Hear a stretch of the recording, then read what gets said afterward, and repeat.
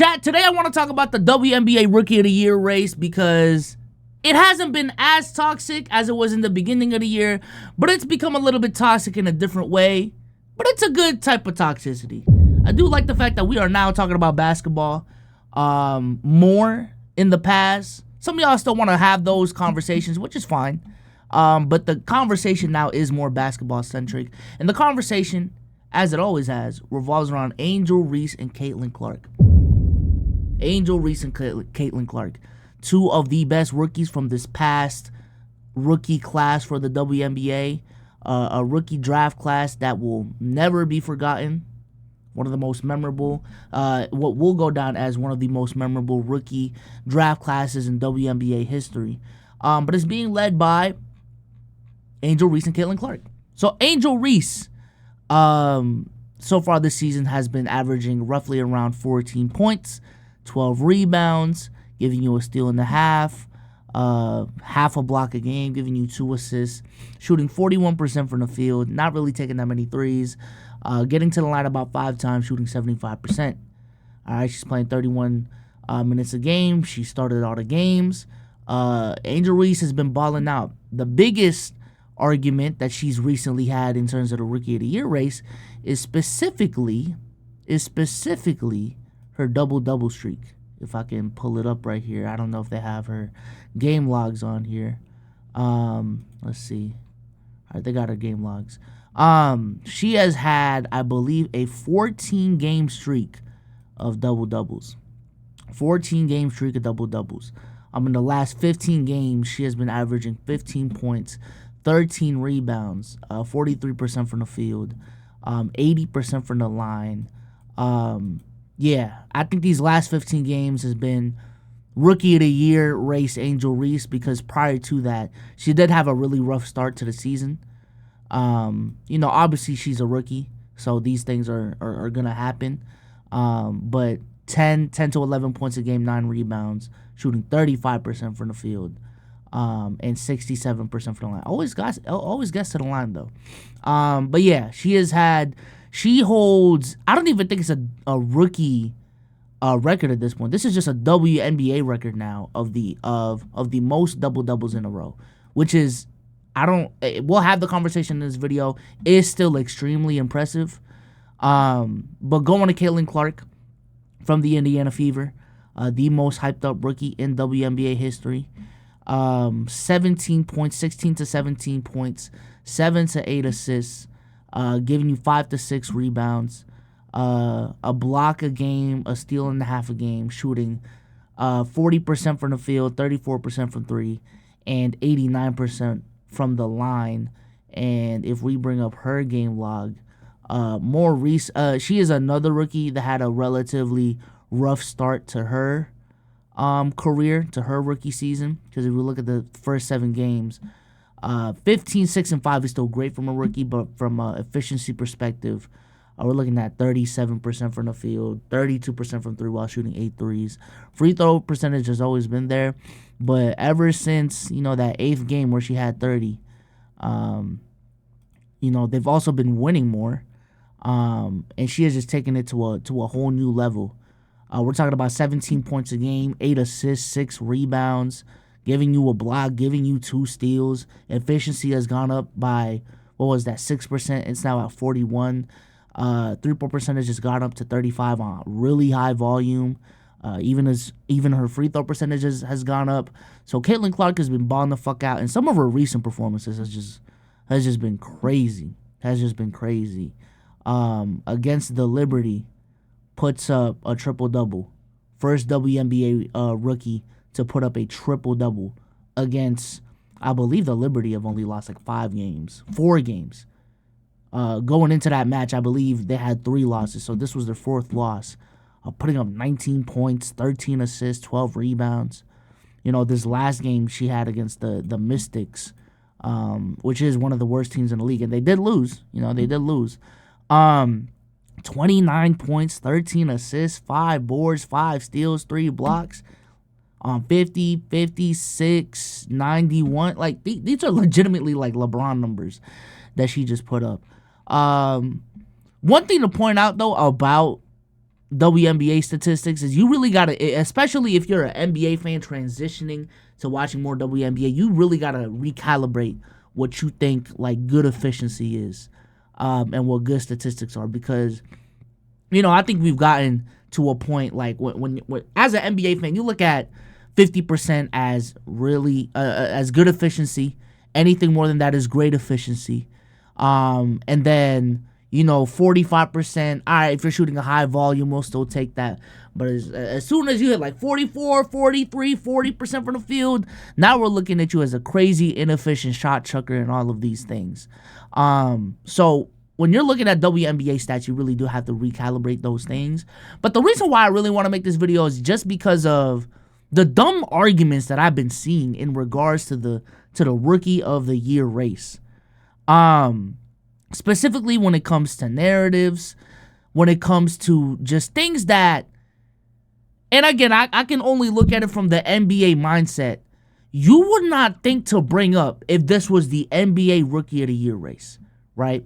So I don't have it pulled up, but Monica McNutt, WNBA analyst, she's also been covering the NBA as well over the last 2 years. If you watch First Take, Stephen A. called her out as well. Listen, I think she's great. Everyone has misses. Everyone has flawed takes. It is all of that. But she had this take of like, Angel Reese is her Rookie of the Year because the Sky are higher in the standings. Yes, is because the Sky are higher. The Chicago Sky are higher in the standings. Now, mind you, this was a couple days ago, so the standings have changed, right? But if we look at the standings, the Chicago Sky are in 7th place, 9-13. The Indiana Fever are 9-14. The Indiana Fever are a half game behind. The Indiana Fever are a half game behind. And your argument for why Angel Reese should be Rookie of the Year is because they're higher in the standings. First of all, again, I'm looking at this from an NBA lens.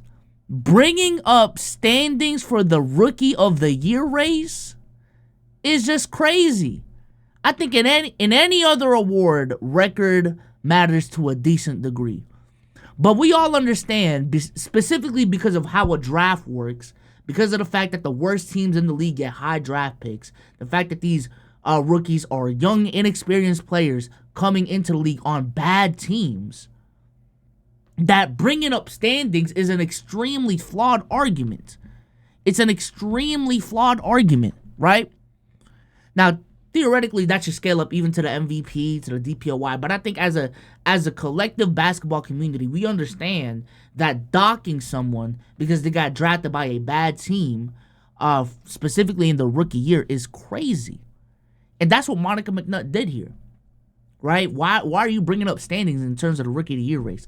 Historically speaking, when you look at the Rookie of the Year, it has been the award devoid of winning bias as much as the other awards, right? And then you typically look at just pure production. Who's playing the best? Who's putting up the best statistics? Who had the best rookie season? You know what I'm saying? The only time it's really mattered, standings has mattered to me in terms of the Rookie of the Year race, was 2018. 2018, when Donovan Mitchell was a rookie. Ben Simmons had his sophomore rookie season because he missed his full rookie year. And I remember the conversation around Donovan Mitchell was him leading the Utah Jazz to a higher record in a stronger conference, despite Ben Simmons putting up better numbers. But even then, Ben Simmons still ended up winning the Rookie of the Year. But that's the only time standings have mattered to me in terms of the Rookie of the Year. And also, in this case, it'd be one thing, right? Because let's just say standings did matter. When standings do matter, it's a case of like, let's say I'm putting up 30, 10, and 10, right? Let's talk about it in the MVP race. I'm putting up 30, 10, and 10, but I'm the 8th seed, right? If someone is putting up lesser stats, but they are leading their team to 60 wins, let's say someone is putting up 28, 8, and 8. Only 2 points, 2 rebounds, 2 assists off of 30, 10, and 10. But they're winning 60, 65 games, and I'm over here down here as the 8th seed. Typically, the player with the higher seed would win that award. But again, this is not the case. We're talking about the 7th and 8th seed right now. That's only a half game apart. So to bring up standings is just, it's an extremely bad faith argument. If you like Angel Reese better than Caitlin Clark, just say that. One of my biggest pet peeves when it comes to basketball conversations and conversations in general is people hiding their biases behind objectivity and talking about, oh, it ain't even about, like, you know what I'm saying, who my favorite player is. It's just, this is truly what I believe. Nah, you have some bias. And it's okay to accept that. I think every single person has certain biases towards certain players. I'm gonna tell y'all this right now. I am more biased towards Caitlin Clark compared to Angel Reese in this discussion. But at least let's just acknowledge that and not act, you know what I'm saying, act dumb. You know what I'm saying? Listen, I like both players. I just have a bias towards Caitlin Clark because she put me onto the rest of college basketball and now the WNBA. I can't even lie. I can't even lie. The second disingenuous argument that I've seen is the double streak. The double streak. Okay? Again, really impressive. I'm not going to take that away. To hold any sort of league-wide record in your rookie year, you got to be doing something special. And Angel Reese is my second place Rookie of the Year player right now. But the way WNBA fans are holding on to the streak in terms of the Rookie of the Year conversation, specifically in the context of how it's being gotten, is getting a little crazy. It's getting a little crazy.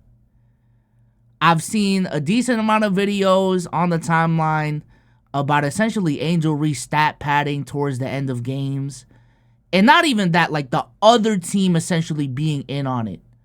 In terms of allowing her to get a rebound, fouling her at the end of games, you know, them putting the Chicago Sky putting out weird lineups at certain moments that legitimately do not make sense, and now they're losing games. It's gotten a little crazy. It's gotten a little crazy. And I feel like if the streak is what you're holding on to, one, there is only so much validity to the streak when it's being gotten the way that it's gotten. And number two, again, fully impressive, but I feel like the conversation has now devoted to, hey, man, listen, Caitlin Clark just put up 29, 13, 5, and 5 steals and 3 blocks on crazy efficiency. And Angel Reese keeps the Rookie of the Year race alive with 10 points and 10 rebounds. Like, just because the streak is ongoing? That's what we're doing? Just because the streak is ongoing? Now the conversation is just, oh, hey, she moved up 2 steps. Angel Reese is right there just because the streak went up. Like that, the conversation is just weird right now when it comes to the Rookie of the Year. There are arguments being made that would not be made in the NBA just because I feel like when it comes to Angel Reese versus Caitlin Clark, like there's more emotion tied to this debate more than any other debate, right? You know, it's not just a basketball argument. Like, people have crazy favoritism towards one side compared to the other. Much more than, like, any NBA debate right now, I would say. You know what I'm saying? But nevertheless, I don't even want to take it there. The arguments are just ass. And I don't know if it's a case of new basketball fans getting into the WNBA and just not knowing the flaws in their argument, or NBA fans being more put onto the WNBA and making disingenuous arguments that they would not make if we were talking about the NBA that are just like logical fallacies. But these arguments are just ass. I ain't gonna lie. These arguments are just ass. For me, Caitlin Clark is the Rookie of the Year. I think relative to the attention that she's getting offensively and the numbers she's putting up, Caitlin Clark has been a better scorer. I understand Angel Reese is more efficient from the field, but given the attention that Caitlin Clark is getting, given the fact that we're comparing a guard to a essentially big, like a power forward, and there is only a 2% gap in efficiency from the field, and there's a wide gap in efficiency from the three, because obviously Caitlin Clark shoots way more threes, and then there's a really decent gap in terms of free throw shooting. Caitlin Clark has been a better scorer. She's been a better passer, just an all-around better offensive player. And I understand Angel Reese is probably the better defender, and obviously a better rebounder. But getting 6 boards from your point guard is nothing to scoff at. And then this idea that Caitlin Clark is bad defensively, I don't agree with that. From what I've seen from her, she hasn't been like, she's not Trae Young out there. She's not Isaiah Thomas. She's more so, from what I've seen, along the lines of, I don't know, what's a decently like defensive guard that like isn't like a legit cone on defense in the NBA? Like whoever that is, I can't think of a name off the top of my head that's both like elite on offense. But yeah, like Caitlin Clark has been a decent defender, at best average. I'm saying, so average defender, elite offensive player, especially for a rookie. And we still got a couple more games to play. Caitlin Clark is my rookie of the year. But shout out to Angel Reese though, for real. I ain't gonna lie. Shout out to Angel Reese. She's having one hell of a rookie season. And she is proving a lot of people wrong. Like in terms of translation to the league, I felt as if there were more questions about how Angel Reese was going to translate to the WNBA than Caitlin Clark. I'm going to keep it a whole stack. In terms of the amount of people doubting, and like there were more conversations, like volume of conversations when it came to Caitlin Clark, but in terms of pessimistic conversations when it came to Angel Reese translating to the league, I feel like there were a little bit more of that. Maybe that's just me in my circle though. But let me know what y'all think. Who is y'all rookie of the year? And with that being said, I'm out, man. Peace.